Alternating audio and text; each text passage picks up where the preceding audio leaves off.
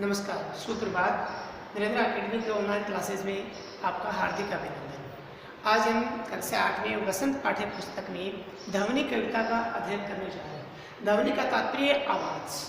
कवि के मन की जो भावना आवाज़ है वो इस कविता के माध्यम से प्रकट हुई है और ये कविता कवि ने युवाओं के जीवन में नया उत्साह और आशावादी दृष्टिकोण भरने के उद्देश्य से लिखी है। तो आइए देखते हैं कविता।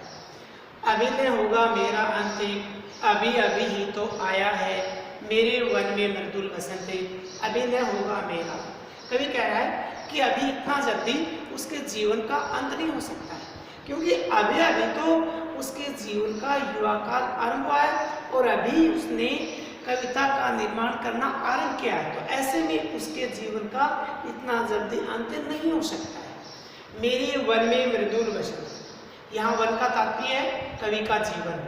मृदुल बसंत का अर्थ है कि जैसे वसंत ऋतु में वन में हरियाली छा जाती है, उसी प्रकार से कवि कह रहा है कि अभी तो उसके जीवन में युवा अवस्था का दौर आरंभ हुआ है, तो इसमें उसका जीवन हर्षोल्लास से भरा हुआ है। तो ऐसे में उसके जीवन का भला कैसे अंत हो सकता है। हरे हरे ये पात, डालियां कलियां कोमल गात, मैं ही अपना सौपन मृदुल कर फेरूंगा निद्रित कलियों पर, जगह एक प्रत्युष मन। इन पंक्तियों में कवि कह रहे हैं कि जिस प्रकार से वसंत ऋतु के आगमन के कारण सभी पेड़ पौधों की पत्तियां, उनकी शाखाएं सब हरी भरी हो जाती हैं, कलियां खिलने लग जाती हैं, उसी प्रकार से कवि कह रहा है कि अभी इस युवा अवस्था में उसका जीवन पूरी तरह से हर्षोल्लास, खुशियों से, उत्साह से भरा हुआ है। मैं ही अपना सौपन मृदुल कर, कवि कह रहा है कि मैंने अपने युवा काल के जीवन में अनेक सुनहरे सपने देखे हैं और मैं उन सपनों को साकार करना चाहता हूँ। इसके लिए कविता का निर्माण कर रहा है।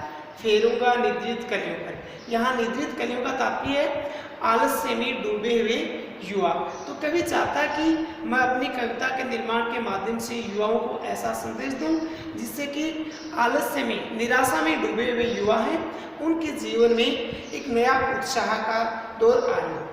जगह एक प्रत्युष मनोहर, प्रत्युष का तात्पर्य प्रभात या प्रातः काल के समय, मनोहर आकर्षित करने वाला, मन को अपनी ओर खींचने वाला। तो इस पंक्ति के द्वारा कवि कहना चाहता है कि जिस प्रकार से प्रातः काल का समय है वो लोगों को जागने का संदेश देता है, उसी प्रकार से कवि अपनी कविता के द्वारा आलस्य में डूबे हुए युवाओं के जीवन में एक नया उत्साह का संचार करना चाहता है। पुष्प पुष्प से तंद्रालस लालसा खींच लूंगा मैं, अपने नव जीवन का अमृत सहर्ष सींच दूंगा मैं। इस पंक्ति में कवि चाहता है कि वो प्रत्येक युवा में, पुष्प पुष्प का तात्पर्य प्रत्येक युवा, कि वो प्रत्येक युवा में तंद्रालस, तंद्रालस का अर्थ है आलस्य, कि प्रत्येक युवाओं में या वे युवा जो आलस्य में भरे डूबे हुए हैं, निराशावादी जीवन जी रहे हैं, उनके जीवन में मैं एक आशावादी दृष्टिकोण, एक नया उत्साह, एक नया जोश का भाव भरना चाहता हूँ।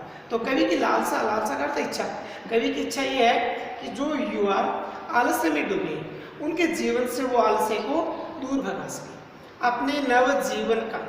तो यहाँ नवजीवन का तात्पर्य कि कवि अपनी कविताओं के द्वारा युवाओं को नए उत्साह का, एक नया जीवन जीने का, आशावादी दृष्टिकोण अपनाने का, आलस्य को दूर भगाने का संदेश देना चाहते हैं। तो उसके द्वारा कवि चाहता है कि सभी युवाओं के जीवन को वो एक नया मोड़ प्रदान करें और उनके जीवन में हर्षोल्लास, खुशियाँ वो सब भर दें। द्वार दिखा दूंगा फिर उनको, है मेरे वे जहाँ अनंत, अभी न होगा मेरा।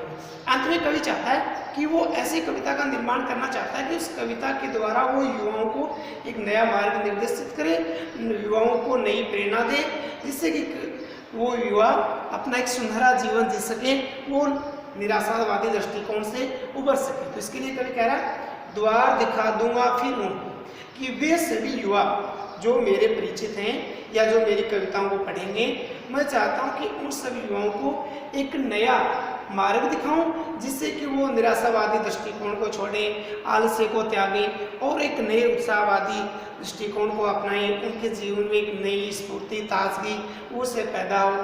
तो इस प्रकार कवि कह रहा है कि अभी इतना जल्दी उसके जीवन का अंत नहीं हो सकता, क्योंकि अभी तो उसके जीवन का वसंत ऋतु के रूप में यौवन काल आरंभ हुआ है। अर्थात अभी तो उसने साहित्य का, कविता का निर्माण करना आरंभ किया है, तो अभी ऐसे में इतना जल्दी उसके जीवन का अंत नहीं हो सकता।